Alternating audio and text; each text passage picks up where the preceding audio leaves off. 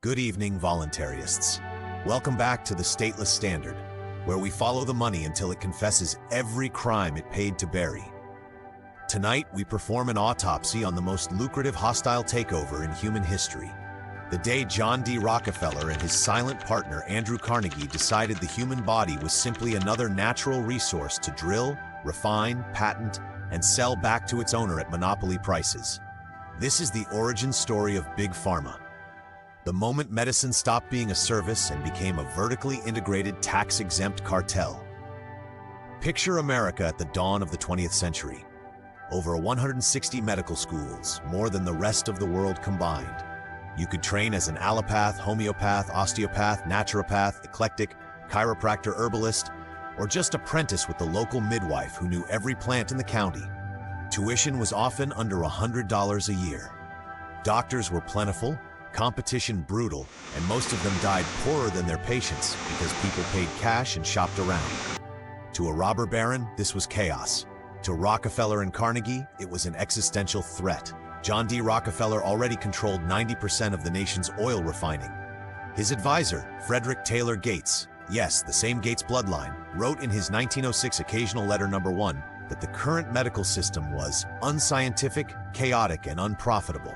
Translation: too many choices, no pricing power, and zero patents on dandelions. Rockefeller founds the Rockefeller Institute for Medical Research in 1901, today's Rockefeller University. The cover story: advance scientific medicine. The real mission: create a new priesthood that would prescribe patentable drugs derived from the same petroleum waste products. Standard Oil was already dumping by the barrel. One of those waste products?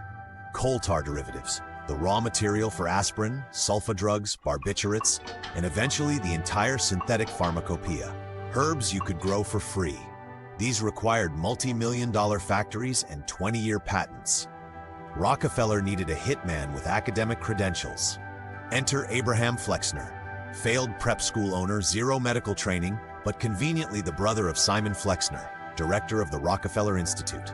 In 1908, the Carnegie Foundation for the Advancement of Teaching puts Abraham on payroll and hands him a blank check to evaluate every medical school in the United States and Canada. Flexner spends 18 months touring 155 schools. His criteria are breathtakingly cartel-friendly. Full laboratory facilities funded by million-dollar endowments? Good. Teaching homeopathy, herbs, chiropractic, or anything that can't be bottled and patented? Unscientific quackery. Close it. The 1910 Flexner Report recommends keeping only 31 schools. Carnegie mails copies to every state legislature with an implicit threat. Any school that refuses to comply with Carnegie standards will be labeled substandard, and its graduates will never be licensed. State licensing boards, many already stocked with AMA members, obey like clockwork. Within a decade, over 100 medical schools are shuttered. Tuition triples. The supply of new doctors collapses. The survivors are trained exclusively in Rockefeller's new drug-based paradigm. Carnegie didn't just fund the report, they weaponized modern accreditation. Universities that wanted Carnegie faculty pension funds, the precursor to TIAA, had to fire their homeopathy departments and adopt the approved curriculum. Most bent the knee instantly. Carnegie and Flexner also deliberately targeted black and women's medical schools. 5 of the 7 historically black medical colleges were closed outright. Flexner wrote that the Negro should be trained only in hygiene for his own race, never as a full physician. Carnegie board minutes record quiet satisfaction at the efficiency of the purge. Between 1908 and 1925, Carnegie and Rockefeller money floods the American Medical Association. Before the cash infusion, the AMA was a tiny, broke trade group. After, it becomes the licensing gatekeeper, expelling any doctor who practices irregular medicine, publishing approved school lists, and lobbying state capitals to criminalize everything from midwifery to naturopathy. By the 1930s, the takeover is complete. 90% of medical schools gone. Homeopathy and eclectic medicine outlawed in most states. Doctors reduced from independent healers to prescription pads for patent drugs. Public health redefined as a pill for every ill. In 1913, Rockefeller creates the Rockefeller Foundation, one of the first 501c3 tax-exempt behemoths. From then on, every dollar donated to medical schools, hospitals, and research institutes is 1. Tax-deductible, 2. Directed exclusively to drug-based, patentable research, 3. Used to lobby for laws that criminalize the competition. The foundation buys entire medical faculties, Johns Hopkins, Harvard, Yale, Chicago, on the condition they never teach homeopathy again. The same model is exported globally through the Rockefeller-funded World Health Organization. John D. Rockefeller himself employed a personal homeopath, Dr. Harry H. Bigelow, for decades. He drank herbal teas, avoided pharmaceutical drugs, and died at 97, one of the longest-lived men of his generation. The peasants got the patented petrochemicals. Rockefeller money seeded the NIH, the CDC, the WHO, and virtually every major medical institution on Earth.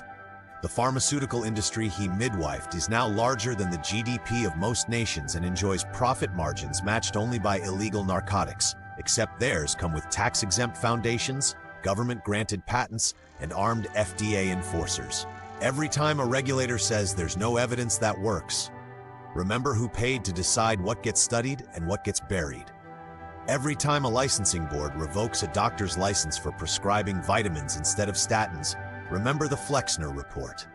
In a truly free society, you would have 1,000 competing schools of medicine and the sovereign right to choose. Instead, we have one state-enforced, foundation-funded, patent-protected model that treats symptoms forever, while the root cause and the root itself remains safely off patent and off limits. That, ladies and gentlemen, is not science. That is monopoly wearing a white coat and carrying a government gun. This is the Stateless Standard reminding you, the next time someone calls natural medicine unproven, ask them who purchased the proof a century ago and who still writes the checks today. If this history makes you question every pill you've ever swallowed, good. Hit like, subscribe, share it with someone who still believes their doctor works for them and not for shareholders descended from oil and steel barons. Torch lit. Prescription optional. Stay free.